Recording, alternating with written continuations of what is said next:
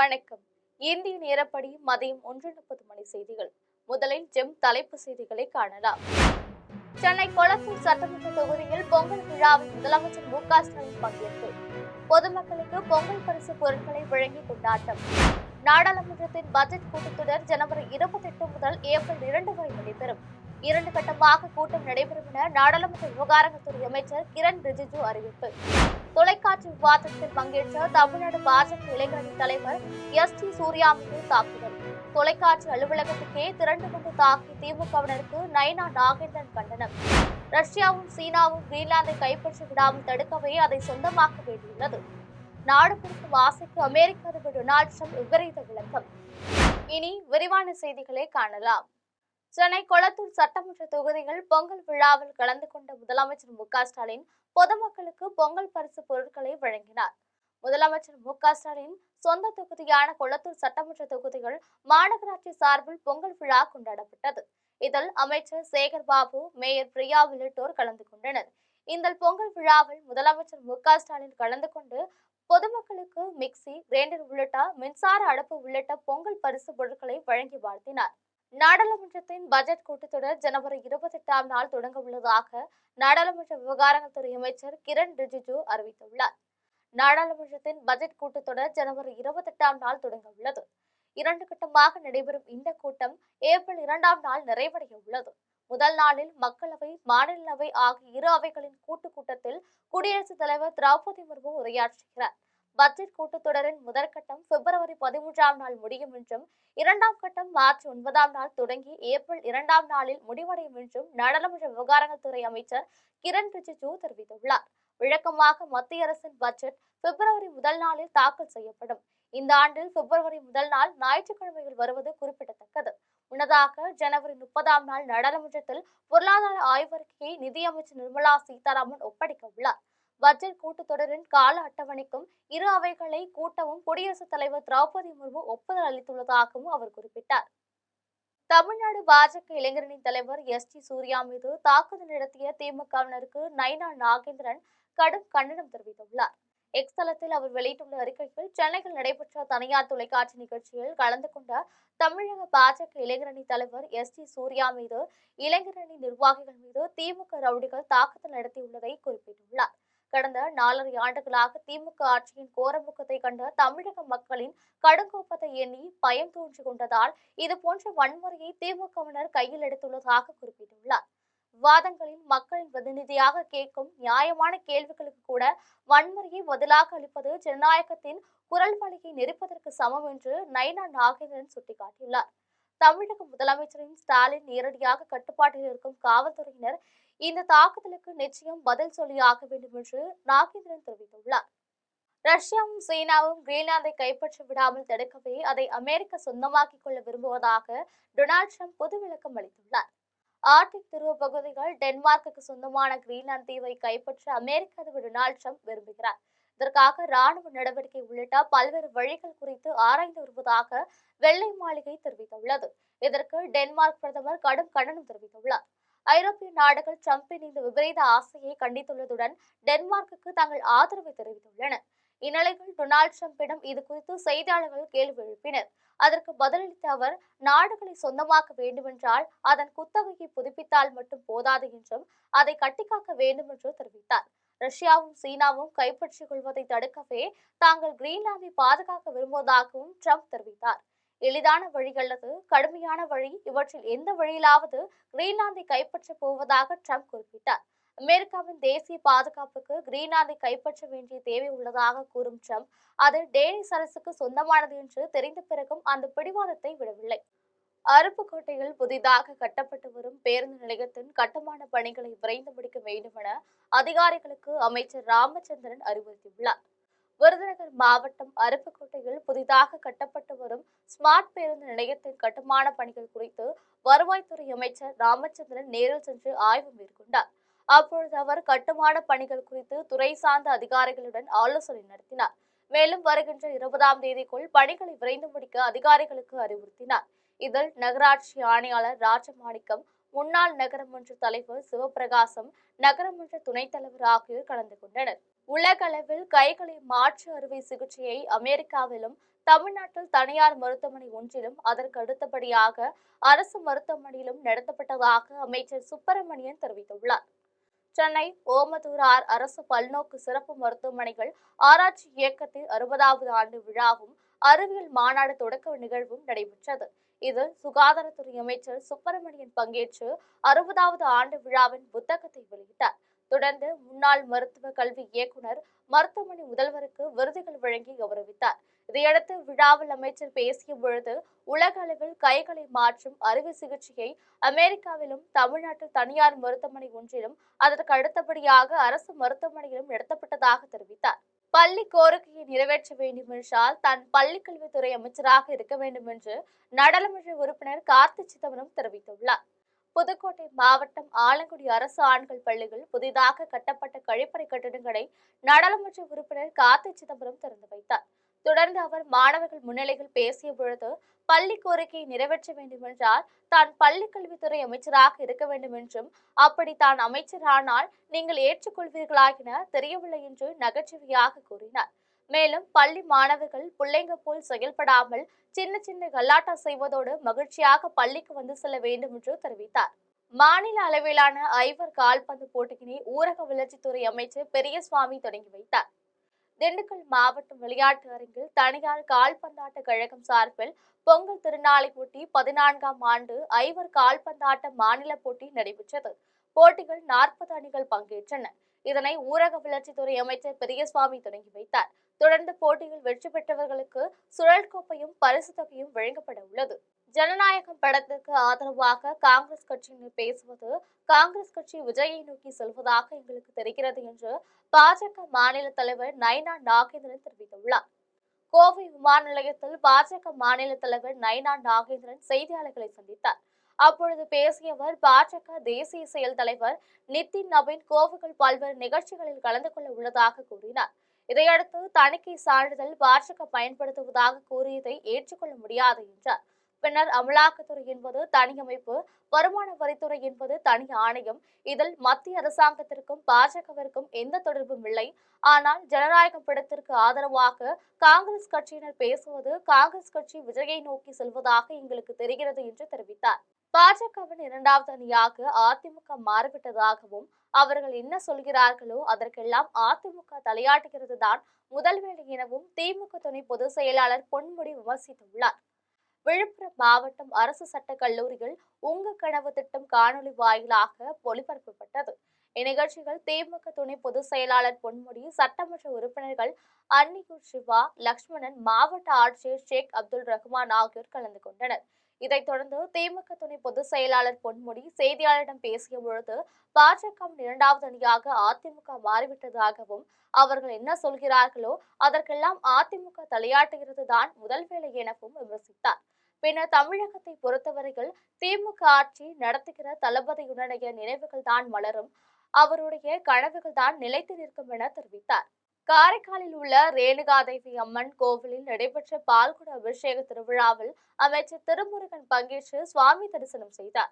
புதுச்சேரி மாநிலம் காரைக்கால் மாவட்டம் காரைக்கால் மேடு மீனவ கிராமத்தில் உள்ள ரேணுகாதேவி அம்மனுக்கு மார்கழி மாதத்தை முன்னிட்டு பால்குட அபிஷேக திருவிழா நடைபெற்றது.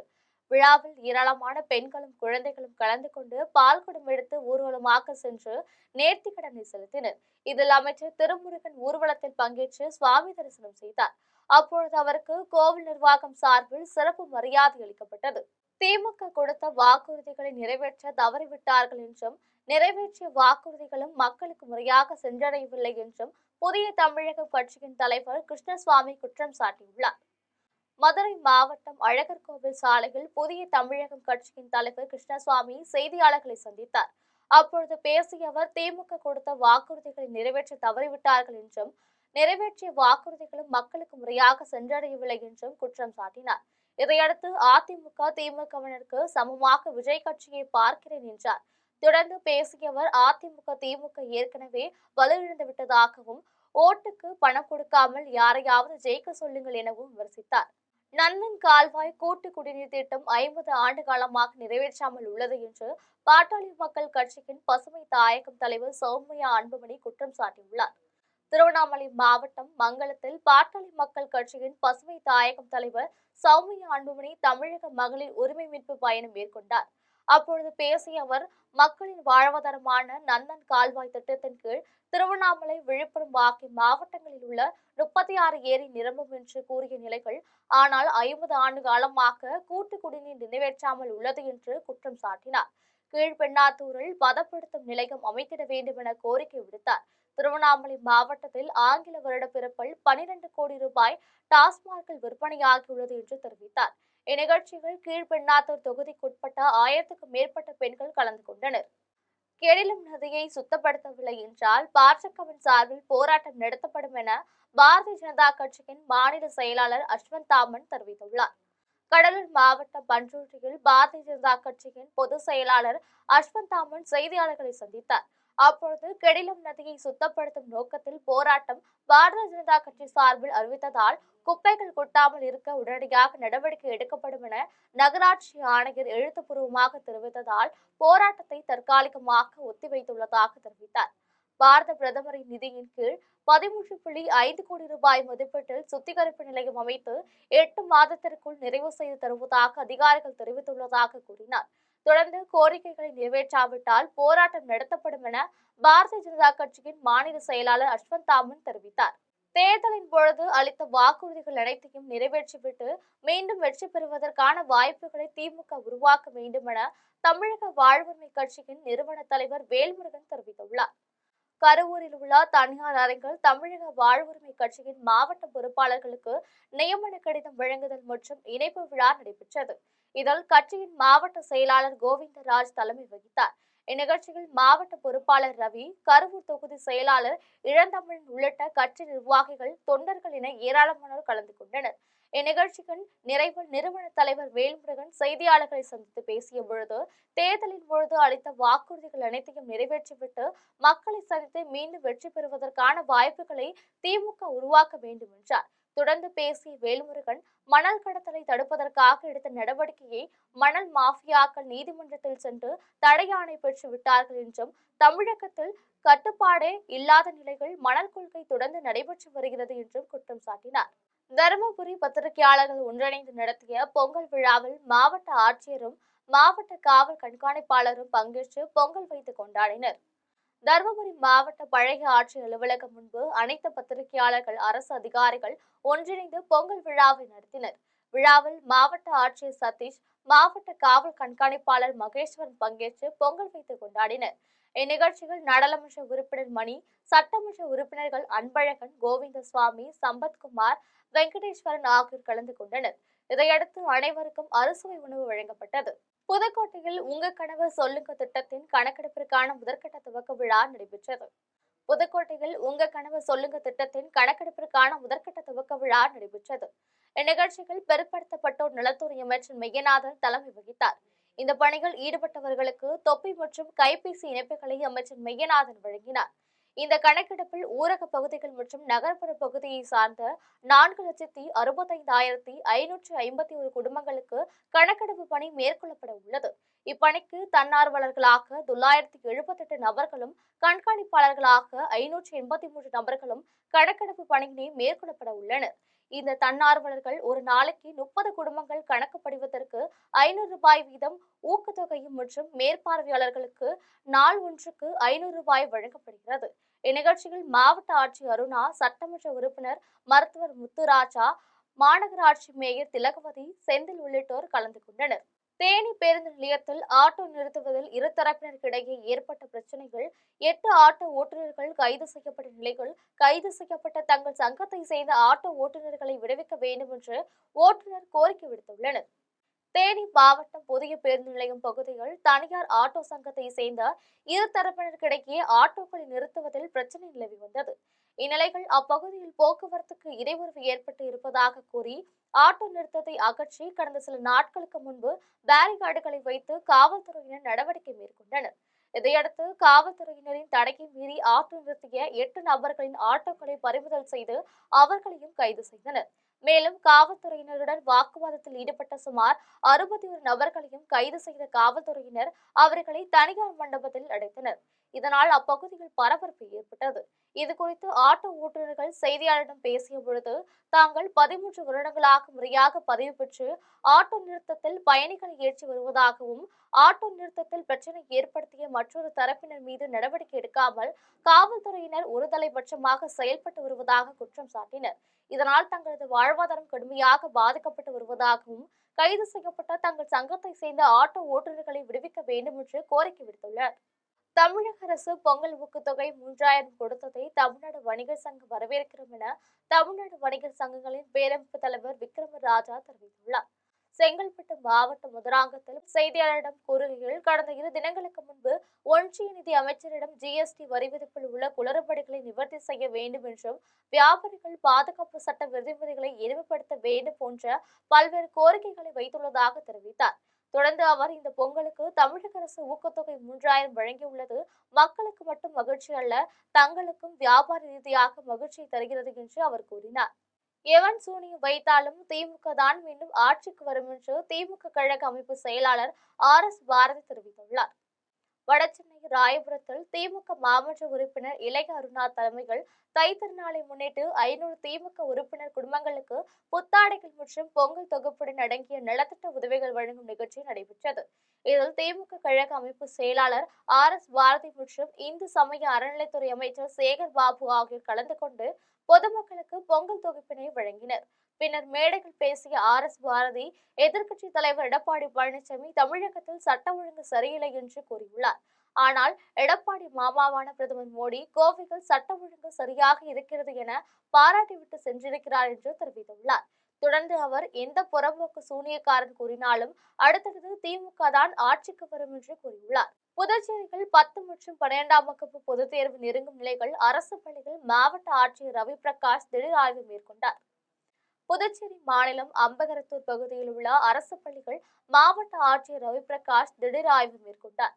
அப்பொழுது, இந்த ஆண்டு பொதுத் தேர்வில் 10 மற்றும் 12ஆம் வகுப்பு மாணவர்கள் அரசு பள்ளி மாணவர்கள் அதிக மதிப்பெண் எடுக்க வேண்டும் என்று மாணவர்கள் மற்றும் ஆசிரியர்களுக்கு ஆட்சியர் வலியுறுத்தினார்.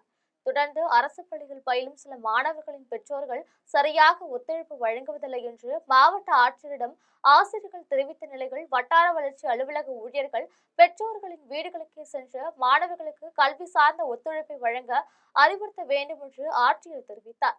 இதையடுத்து, ஒத்துழைப்பு வழங்காத பெற்றோர்களுக்கு மாவட்ட ஆட்சியர் அலுவலகத்திற்கு அழைத்து வர வேண்டும் என அதிகாரிகளுக்கு ஆட்சியர் உத்தரவிட்டார். இனி வருவது திரையுலக செய்திகள்.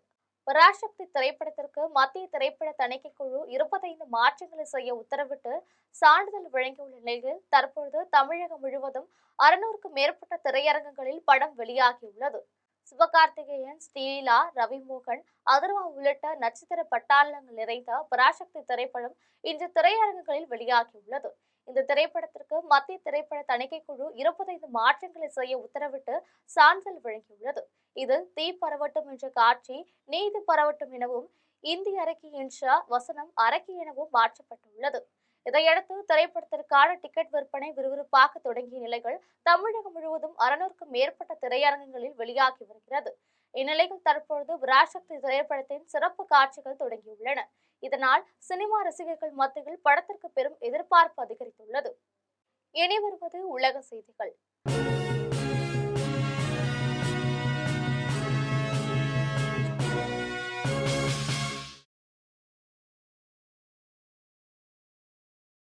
கரிபியன் கடல் பகுதியில் மற்றொரு எண்ணெய் கப்பலை அமெரிக்க கடற்படை சிறைப்பிடித்துள்ளது. கரிபியன் கடல் பகுதியில் ஒலினாய் என பெயரிடப்பட்ட எண்ணெய் கப்பலை அமெரிக்காவின் உள்நாட்டு பாதுகாப்புத்துறை, கடற்படை உள்ளிட்ட படைகள் இணைந்து சிறைப்பிடித்துள்ளது. இதுகுறித்து அமெரிக்காவின் தெற்கு பாதுகாப்பு படை வெளியிட்ட செய்திகள், சட்டவிரோதமான நடவடிக்கைகளை தொடர்ந்து முடக்கி வருகிறோம் என்றும், குற்றவாளிகளுக்கு எவ்வித அடைக்கலமும் கிடையாது என்றும் தெரிவித்துள்ளது. இனி வருவது விளையாட்டு செய்திகள்.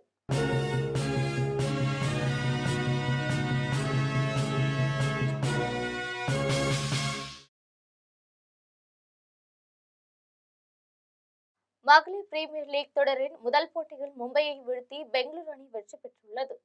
நவி மும்பையில் 4வது சீசன் மகளிர் பிரீமியர் லீக் தொடரில் முதல் போட்டியில் Mumbai Indians Royal Challengers Bengaluru அணியில் மோதின. இதில் பெங்களூரு அணி டாஸ் வென்று பந்து வீச்சை தேர்வு செய்தது. இதன்படி களமிறங்கிய மும்பை அணி 20 ஓவரில் 5 விக்கெட் இழப்புக்கு 154 ரன்கள் எடுத்தது. அதிகபட்சமாக சஞ்சீவன் சஹானா 45 ரன்கள் எடுத்தார். இதையடுத்து 155 ரன்கள் எடுத்தால் வெற்றி என்ற இலக்குடன் களமிறங்கிய பெங்களூரு அணி 20 ஓவரில் 7 விக்கெட் இழப்பிற்கு 157 ரன்கள் எடுத்து வெற்றி பெற்றது. இதில் சிறப்பாக விளையாடிய நடின்ஜி கிளார்க் கடைசி வரை தனியாக நின்று 63 ரன்கள் எடுத்து அணியை வெற்றி பெற செய்தார். இந்திய ஜூனியர் ஹாக்கி அணி பயிற்சி முகாமிற்கு கோவில்பட்டியை சேர்ந்த 2 வீரர்கள் மற்றும் ஒரு வீராங்கனை என 3 பேர் தேர்வு செய்யப்பட்டுள்ளனர். கோவில்பட்டியை சேர்ந்த மணிவாரன், அருண் ஆகியோர் கடந்த ஆண்டு நடைபெற்ற தேசிய போட்டியில் தமிழக ஜூனியர் ஹாக்கி அணியின் சார்பில் பங்கேற்று சிறப்பாக விளையாடியதால் இந்திய ஜூனியர் ஹாக்கி அணி பயிற்சி முகாமிற்கு தேர்வு செய்யப்பட்டுள்ளனர். அதேபோன்று பெண்கள் ஹாக்கி அணியில் கோவில்பட்டியை சேர்ந்த சுபலட்சுமியும் பயிற்சி முகாமிற்கு தேர்வு செய்யப்பட்டுள்ளார். இந்த பயிற்சி முகாமில் சிறப்பாக விளையாடும் வீரர்கள் அடுத்த ஆண்டு உலகக்கோப்பை ஜூனியர் ஹாக்கி போட்டியில் இந்திய அணிக்காக விளையாட வாய்ப்பு பெறுவார்கள் என்பது குறிப்பிடத்தக்கது.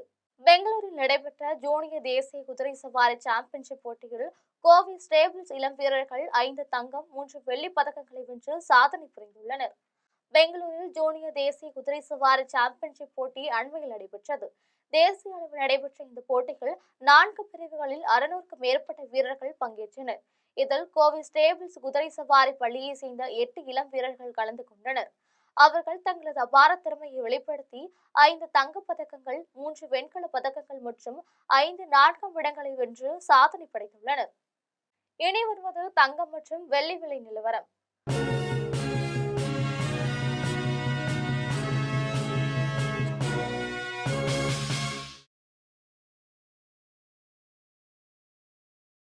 சென்னையில் ஆவண தங்கம் என்று ஒரு சவரன் 1,03,200 ரூபாய்க்கு விற்பனை செய்யப்படுகிறது.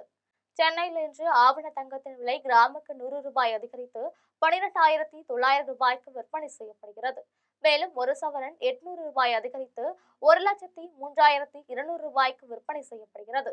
24 கேரட் தூய தங்கம் ஒரு சவரன் 1,11,720 ரூபாய்க்கு விற்பனை செய்யப்படுகிறது. மேலும் 1 கிராம் வெள்ளி 275 ரூபாய்க்கும் 1 கிலோ வெள்ளி 2,75,000 ரூபாய்க்கும் விற்பனை செய்யப்படுகிறது. மீண்டும் ஜெம் தலைப்பு செய்திகள். சென்னை கொளத்தூர் சட்டமன்ற தொகுதியில் பொங்கல் விழாவில் முதலமைச்சர் மு.க.ஸ்டாலின் பங்கேற்பு. பொதுமக்களுக்கு பொங்கல் பரிசு பொருட்களை வழங்கி கொண்டாட்டம். நாடாளுமன்றத்தின் பட்ஜெட் கூட்டத்தொடர் ஜனவரி 28 முதல் ஏப்ரல் 2 வரை நடைபெறும்.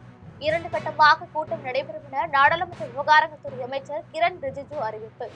தொலைக்காட்சி விவாதத்தில் பங்கேற்ற தமிழ்நாடு பாஜக இளைஞரணி தலைவர் எஸ்.டி. சூர்யா மீது தாக்குதல். தொலைக்காட்சி அலுவலகத்துக்கே திரண்டு வந்து தாக்கி திமுகவினருக்கு நயனா நாகேந்திரன் கண்டனம். ரஷ்யாவும் சீனாவும் கிரீன்லாந்தை கைப்பற்றி விடாமல் தடுக்கவே அதை சொந்தமாக்க வேண்டியுள்ளது. நாடு பிடிக்கும் ஆசைக்கு அமெரிக்க அதிபர் டொனால்டு ட்ரம்ப் விபரீத விளக்கம். இத்துடன் ஜெம் செய்திகள் நிறைவடைகின்றன. மீண்டும் ஜெம் செய்திகள் மாலை 6 மணிக்கு. உடனுக்குடன் செய்திகளுக்கான gemlive.tv என்ற இணையதளத்தில் இணைந்திருங்கள். நன்றி, வணக்கம்.